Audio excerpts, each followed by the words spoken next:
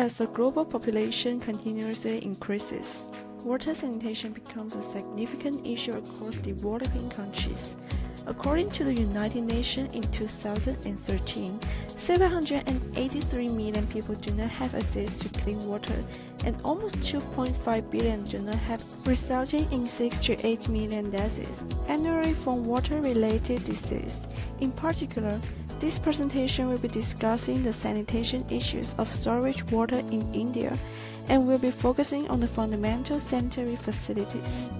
Clean water are necessary to maintain people's basic health level. It has been a significant issue in developing countries such as India. Research by Cyberman et al. In 2013 has reported that in some slums in Mumbai, people have been using water from non-governmental providers, and it has been reported that a staggering 60% of the population in Mumbai that was sampled by researchers did not have any attempt of water purification. This results these non-purified water to be highly contagious and could potentially cause diseases that are infectious. Moreover, more than 40% of the areas in Mumbai has been reported to have floods during monsoon. This results contaminated storage water.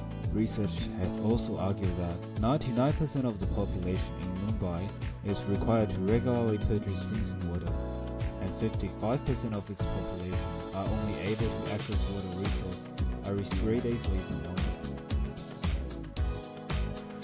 Firstly, statistics shown by Water Act India 2005 revealed that in the year of 2000, only 15% of India's population has covered by water sanitation strategy. They need to rise to 53% before 2015. To meet the minimum development goals, this implies that at least 21 million people per year have the access to clean water and standard sanitation.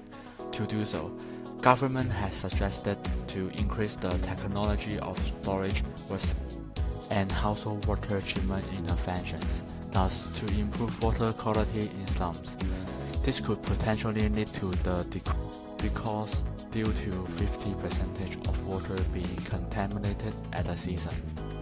Secondly, a solution of the unsatisfied economic demand of sanitation service, governmental programming can efficiently provide substantial requirements that are used in daily basis. Research by Patnaik in 2010 has reported that the sanitation program that launched in recent decades in India has increased 13% more private water tap and 7% more private toilets in program village compared to control.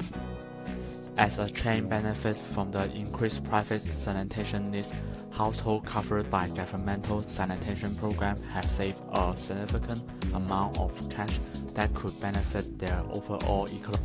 We decided to choose the second solution over the first one due to the comparative advantage that will be discussed in the following. From observing the first solution to the issue, we noticed that the solution does match the current major implication, which is storage.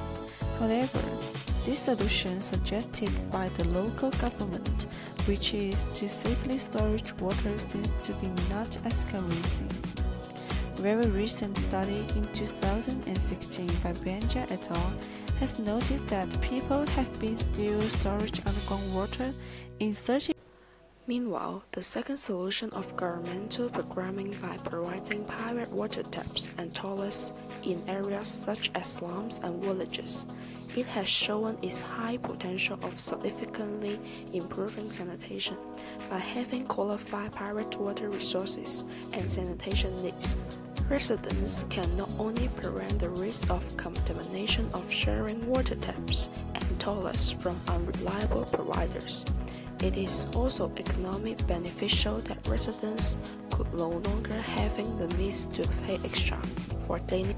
In short, improved basic sanitation facilities are important in the prison to prevent health problems and economic issues. Created using Powtoon.